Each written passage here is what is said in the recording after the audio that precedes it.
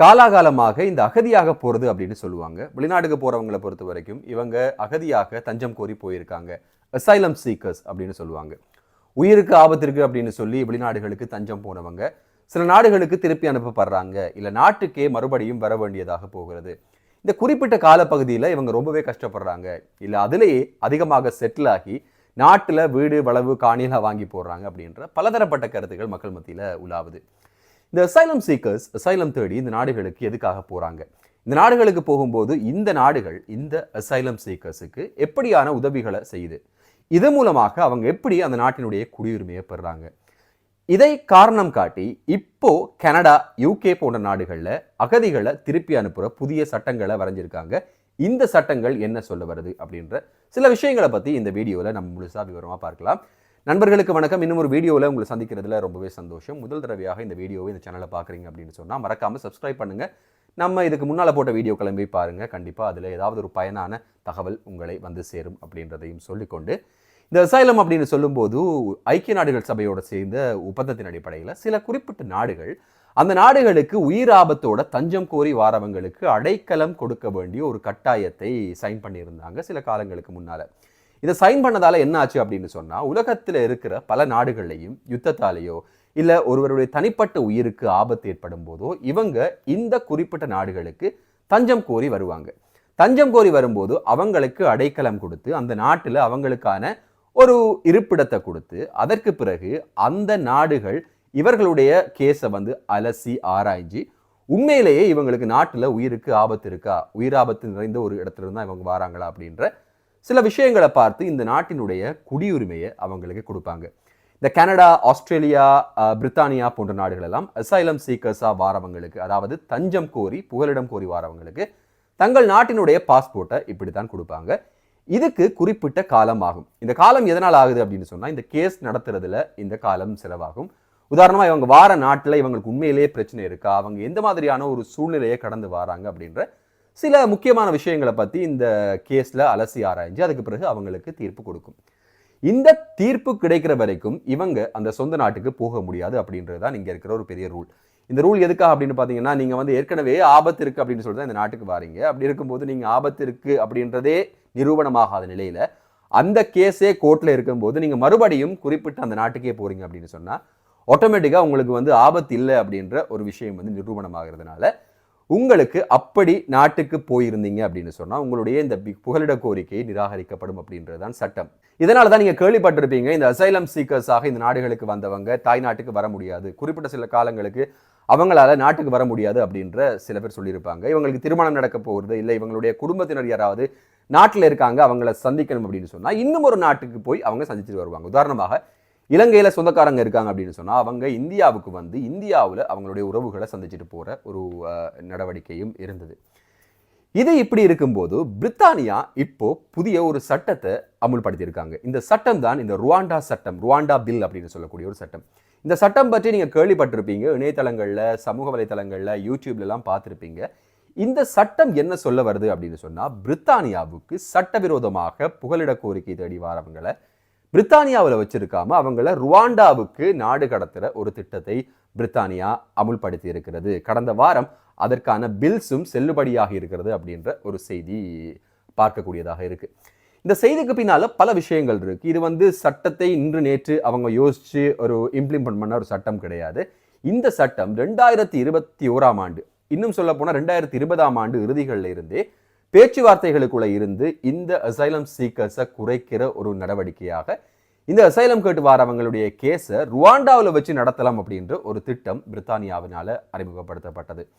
இது பிரித்தானியா இன்ட்ரடியூஸ் பண்ண, UK introduce பண்ண ஒரு சட்டம் கிடையாது. உங்களுக்கு நல்லா ஞாபகம் இருக்கும், இந்த ஆஸ்திரேலியா படகுல வராதிங்க அப்படின்ற விளம்பரத்தில் சொல்லுவாங்க தானே, இந்த ஆஸ்திரேலியாவுக்கு படகுல வராதிங்க, வந்தீங்க அப்படின்னு சொன்னால் நீங்கள் பப்புவா நியூகினியா, நாவுரு போன்ற தீவுகளுக்கு நாடு கடத்தப்படுவீர்கள் அப்படின்னு சொல்லி அதனுடைய ஒரு அப்டேட்டட் வெர்ஷன் தான் இந்த ருவாண்டா பில் அப்படின்னு சொல்ற இந்த வெர்ஷன். சட்டவிரோதமாக படகு மூலம் பிரித்தானியாவுக்கு, யூகேக்கு வாரவங்களை அவங்களுடைய கேஸை யூகேல நடத்தாம அவங்கள ருவாண்டாவுக்கு, ருவாண்டா அப்படின்னு சொல்ற ஒரு ஆப்பிரிக்க நாடு, அந்த நாட்டுக்கு அனுப்பி அந்த நாட்டில் வச்சு அவங்களுடைய கேஸை நடத்த போகிறது பிரித்தானியா அப்படின்றது தான் இந்த செய்தியினுடைய அடிப்படை.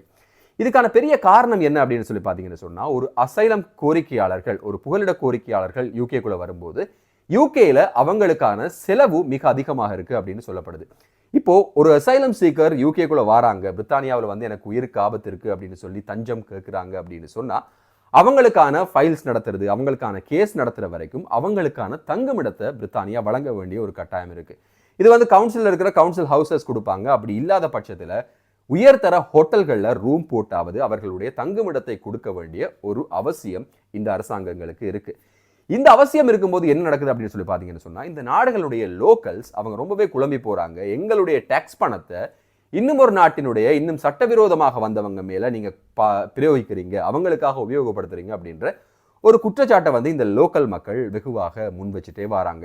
இது ஒரு தலையடியா இருந்ததுனால தான் இந்த செலவை குறைக்கிற விதமாக இந்த அசைலம் கோரிக்கையாளர்களை இன்னும் ஒரு நாட்டுக்கு அனுப்பி அந்த நாட்டில் அவங்களுடைய கேஸை நடத்தலாம். அவங்களுடைய கேஸ் வெற்றி பெற்றால் அவங்களுக்கு இந்த பிரித்தானிய அசைலம் விசா அல்லது குடியுரிமை கொடுக்கறதுக்கான தகுதி இருக்கு அப்படின்னு சொல்லி கருதினா அதன் பிறகு அவங்கள பிரித்தானியாவுக்கு எடுக்கிறது தான் இந்த சட்டத்தினுடைய ஒரு நோக்கமும் ஒரு தீர்வும் அப்படின்னு சொல்லலாம்.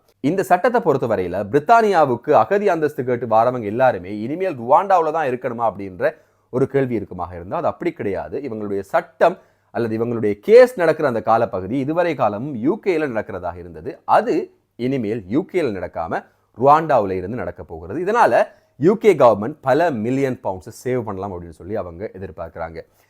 இதற்கும் ருவாண்டாவுக்கும் என்ன சம்பந்தம்? இதுல ருவாண்டா அப்படின்ற நாடு எங்கிருந்து வந்தது, அந்த நாட்டுக்கு இதுல என்ன அனுகூலம் அப்படின்னு சொல்லி பாத்தீங்கன்னு சொன்னா, இந்த ருவாண்டா நாடு அபிவிருத்தி அடைந்து வர ஒரு நாடு.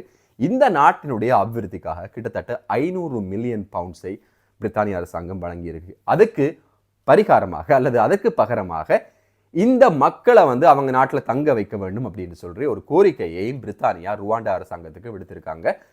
அதை ஏற்றுக்கொண்ட ருவாண்டா அரசாங்கம் அந்த அனுப்பப்படுற ஒவ்வொரு அகதி அந்தஸ்து கோரிக்கையாளருக்கும் ஒரு குறிப்பிட்ட அளவிலான பணம் வேணும் அப்படின்னு சொல்லி கேட்டிருக்காங்க. அந்த பணத்தையும் கொடுக்கறதுக்கு பிரித்தானிய அரசாங்கம் சம்மதிச்சிருக்காங்க அப்படின்னு சொல்லலாம். இந்த சட்டத்தை பொறுத்த வரையில இது சட்டவிரோதமாக பிரித்தானியாவுக்குள்ள வாரவங்களுக்கான சட்டமாக மட்டும்தான் இருக்க போகுது.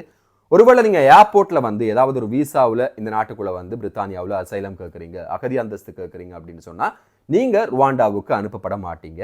ஆனா சட்டவிரோதமாக குறிப்பாக பிரான்ஸை மையமாக வச்சு தரை வழியாக பிரான்ஸ் வரையில வந்து அதற்கு பிறகு கடல் மார்க்கமாக யூகேக்குள்ள பிரவேசிக்கிறவங்களுக்கு தான் இந்த சட்டம் பாய போகிறது. ஏன்னா யூகேக்கு முற்றுமுழுதான தரை மார்க்கம் அப்படின்னு கிடையாது. ஏதாவது ஒரு கட்டத்தில் நீங்க வந்து ஒரு கடலை கிராஸ் பண்ணியே ஆகணும். அந்த கடல் மார்க்கமாக சி கிராசிங் மூலமாக இந்த நாட்டுக்குள்ள சட்டவிரோதமாக எந்தவித விசாவும் இல்லாமல் வாரவங்களுக்கு தான் இப்படியான ஒரு பேரிடி இருக்கு அப்படின்னு சொல்லலாம். அது அல்லாம இப்போ யூகேல இருக்கிற அசைலம் கோரிக்கையாளர்கள் இல்லை, இப்போ அவங்களுக்கு கேஸ் நடந்துட்டு இருக்கிறவங்களுக்கு இது சம்பந்தமான பெரிய பயங்கள் எதுவும் இல்லை அப்படின்னு சொல்லலாம். ஆனாலும் காலப்போக்கில் இப்போ இருக்கிறவங்க கூட அவங்களுடைய கேஸ் இழுபடுமையாக இருந்தால், அவங்களுடைய முடிவு வாரத்துக்கு ரொம்பவே பிந்துமாக இருந்தால் அவங்களையும் ருவாண்டாவுக்கு அனுப்புறதுக்கான திட்டம் இருக்கு அப்படின்னு சொல்லி எதிர்பார்க்கப்படுகிறது. உங்களுக்கு தெரியும், அண்மை காலத்துல வந்து கனடாவிலையும் இப்படியான ஒரு சட்டத்தை அறிமுகப்படுத்த போறாங்க அப்படின்னு சொல்லியிருந்தாங்க. கனடாவில் இதெல்லாம் தாண்டி திருப்பி அனுப்புறது ஒரு பக்கம் இருக்க, மறுபடியும் நாட்டுக்கு அனுப்பின ஒரு சம்பவம் கூட கடந்த மாதத்துல பதிவாகி இருந்தது. கிட்டத்தட்ட 20,000 பேர் கனடாவில் புகலிட கோரிக்கையில ஈடுபட்டிருந்தவங்க, புகலிட கோரிக்கையாளர்களாக இருந்தவங்களை சிறைச்சாலையில இருந்தவங்க உட்பட தாய்நாட்டுக்கே திருப்பி அனுப்பியிருந்தது கனடிய அரசாங்கம். வளர்ச்சியடைந்த நாடுகள் மனிதாபிமான ரீதியாக ஆபத்தில் இருக்கிறவங்களுக்கு உதவி செய்யக்கூடிய அல்லது தஞ்சம் புகக்கூடிய நாடுகளாக இருந்த அத்தனை நாடுகளுமே அவர்களுடைய இந்த விஷயத்தை ரிவைஸ் பண்ணிட்டு இருக்காங்க அப்படின்னு சொல்லலாம். அதுக்கு பின்னாலே இருக்கிற மிக பிரதானமான காரணம் என்ன அப்படின்னு சொன்னா, இந்த சட்டத்தை மிஸ்யூஸ் பண்ணவங்க. இந்த சட்டத்தை பல பேரும் மிஸ்யூஸ் பண்ணியிருந்தாங்க. எந்த அளவுக்கு அப்படின்னு சொன்னா, இப்போ வந்து பல சர்ச்சைகளை தங்களுக்கு தாங்களே உருவாக்கி கொள்றது, இல்லை போலீஸ்ல போய் நமக்கு எதிராக ஒரு முறைப்பாடு செய்யறது, நமக்கு உயிர் ஆபத்து இருக்கிற மாதிரியாக காட்டிக்கொண்டு அதற்கு பிறகு சட்டவிரோதமான முறையில் இந்த நாடுகளுக்கு வந்து புகலிட கோரிக்கையை விண்ணப்பிக்கிற பலரை நாம வரலாற்றில் கண்டிருக்கோம். அந்த ஒரு காரணம்தான் இப்படியான சட்டங்களை இருக்கிறதுக்கான மிக முக்கியமான காரணமாக இருக்கு. கிட்டத்தட்ட 30, 40, 50 வருடங்களாக இந்த சட்டங்கள் இருந்து வந்தது. இதுல நிறைய பேர் பயனடைஞ்சிருக்காங்க. குறிப்பாக ஈழத்தமிழர்கள், இலங்கையிலிருந்து வந்தவங்க, அடிபாட்டில இருந்து தப்பி வந்தவங்க எல்லோருக்குமே இது மிகப்பெரிய ஒரு வாய்ப்பாக இருந்திருக்கிறது. ஆனா அந்த நேரத்துல பெரிதாக யாருமே இதை மிஸ்யூஸ் பண்ணல அப்படின்னு சொல்லலாம். இப்போ யுத்தம் நிறைவடைந்த பின்னர் யுத்தம் இல்லாத கஷ்டமில்லாத பிரதேசங்கள்ல இருந்து கூட இந்த நாடுகளுடைய இந்த லக்ஸரிக்காக வந்து இந்த நாட்டில் இருக்கிற இந்த ஒரு ஒரு ஒரு ஆப்ஷனை மிஸ்யூஸ் பண்றாங்க அப்படின்றதுக்காக இப்படியான சட்டங்கள் வெகுவாக இப்போ இம்ப்ளிமெண்ட் பண்ணப்பட போகிறது அப்படின்னு சொல்லப்படுகிறது. ஏற்கனவே ஆஸ்திரேலியா இது சம்பந்தமான முடிவுகள் எடுத்தாச்சு. அதுக்கு பிறகு கனடா இப்போது அடுத்தடுத்த முடிவுகளை எடுத்துக்கொண்டிருக்கிற இந்த நேரத்தில் பிரித்தானியாவில் இப்படியான ஒரு முடிவு வந்திருக்கு அப்படின்றதுக்கு பலதரப்பட்ட எதிர்ப்புகள் இருந்தாலும் கூட ஐக்கிய நாடுகள் மனித உரிமைகள் அமைப்புல இருந்து இது மனித உரிமை மீறல் அப்படின்னு சொல்லியிருந்தாலும் கூட பிரித்தானிய அரசாங்கம் என்ன சொல்லுது அப்படின்னு சொல்லி பார்த்தீங்கன்னு சொன்னா, இவங்க எந்த நாட்டில இருந்து வராங்களோ அந்த நாட்டில் எங்களுக்கு உயிர் ஆபத்து இருக்கு அப்படின்னு சொல்றாங்க. அந்த நாட்டில், அந்த குறிப்பிட்ட நாட்டில் இவங்களுக்கு எவ்வளவு உயிராபத்து இருக்கோ அதை விட பாதுகாப்பான ஒரு நல்ல நாடு தான் ருவாண்டா அப்படின்ற நாடு. ருவாண்டாவில் இவங்களுக்கு கிடைக்க வேண்டிய உட்கட்டமைப்பு வசதிகள், இவங்களுக்கு என்ன மாதிரியான வசதிகள் வேண்டும் அப்படின்றத கண்டிப்பாக பிரித்தானிய அரசாங்கம் செய்து கொடுக்கும். ஆனாலும் எவ்வளவுதான் நாங்கள் செய்தாலும் கூட அது பிரித்தானியாவில் இவங்களை வச்சு பார்க்கறது பராமரிக்கிறத விட குறைவான செலவில் முடியும் அப்படின்னு சொல்லி அவங்களுடைய கருத்துக்களை சொல்றாங்க. அதாவது தஞ்சம் கோரி வாரவங்க நீங்க யூகேல தான் இருப்பீங்களா, நீங்க வேற நாட்டில் இருக்க மாட்டீங்களா அப்படின்னு ஒரு பொலைட்டா கேட்குறாங்க அப்படின்னு கூட இதை எடுத்துக்கலாம். ஸோ இதுதான் இந்த ருவாண்டா பில் அப்படின்ற விஷயம். இந்த ருவாண்டா பில் அப்படின்றது இப்போதைக்கு யூகேல இருந்து அசைலம் கோரிக்கையில அந்த கேஸை நடத்தி கொண்டிருக்கிறவங்களுக்கு செல்லுபடியாகாது. இனிமேல் காலத்துல கடல் வழியாக சட்டவிரோதமாக எந்த விதமான டாக்குமெண்ட்ஸும் இல்லாம பிரித்தானியாவுக்குள் நுழைய போகிறவர்களை நாடு கடத்தும் ஒரு திட்டம் தான் இந்த ருவாண்டா திட்டம் அப்படின்ற திட்டம். இந்த வீடியோவை முழுதாக பார்த்துருந்தீங்க அப்படின்னு சொன்னால் மறக்காமல் சப்ஸ்கிரைப் பண்ணுங்கள், உங்களுடைய லைக் பண்ணுங்கள், உங்களுடைய கருத்துக்களை கமெண்ட் பண்ணுங்கள். இன்னும் ஒரு வீடியோவில் உங்களை சந்திக்கும் வரை நன்றி, வணக்கம்.